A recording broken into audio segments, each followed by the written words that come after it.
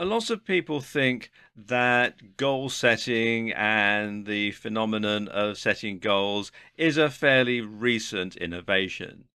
But actually, goal setting has been practiced throughout history. For example, the founding fathers of the United States had being an independent country as their goal, and it took many years to achieve it, despite the Declaration of Independence being signed in 1776. British forces didn't fully withdraw from American territory until the signing of the Jay Treaty in 1795. But America did become an independent country and has remained so ever since. So the founding fathers' goal was eventually achieved, and of course, history shows that they stuck at it and achieved the goal.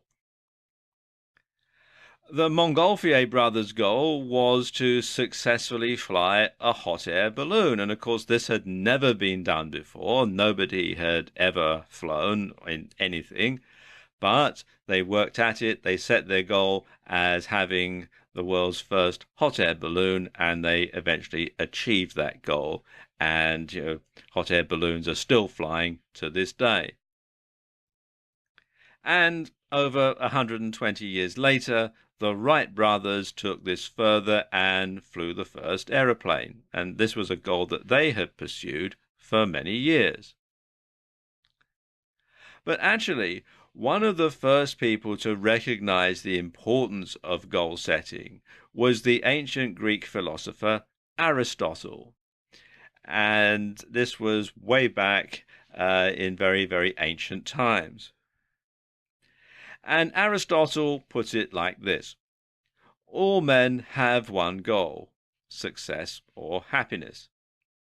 The only way to achieve true success is to express yourself completely in service to society. First, have a definite, clear, practical ideal, a goal, an objective. Second, have the necessary means to achieve your ends: wisdom, money, materials, and methods. Third, adjust all means to that end. So, to break this down into modern parlance, you could say, first of all, make sure your goal benefits everyone, not just you. Get whatever you need to make your goal a reality. Keep your attention fixed on your goal until you achieve it. Now, let's look at an historical example of this. Let's look at the Wright brothers and the way that they achieved their goal of powered flight. Now, their goal of powered flight benefits everyone.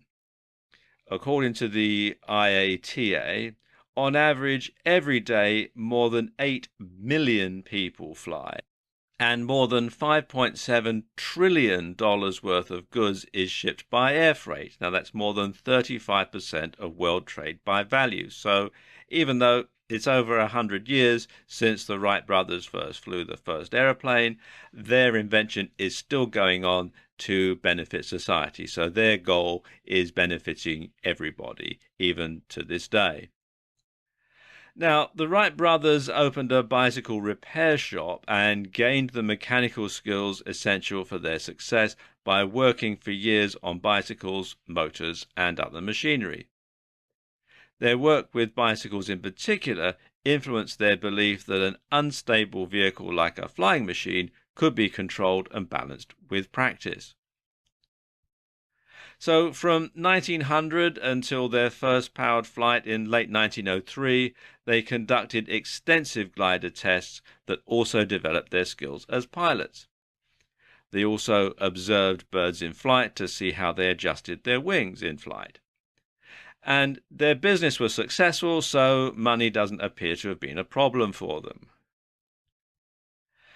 And they kept refining their design until they achieved success, their goal achieved, even though it meant spending a lot of time in remote locations where the wind conditions were more favorable and time away from their home and their family.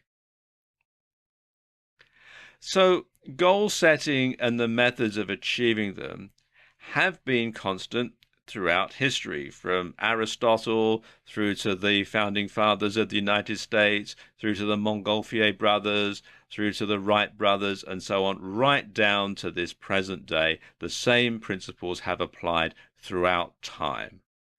And they work just as well today as they always have, and they'll work for you just as they did for Aristotle and the Wright brothers, and so on.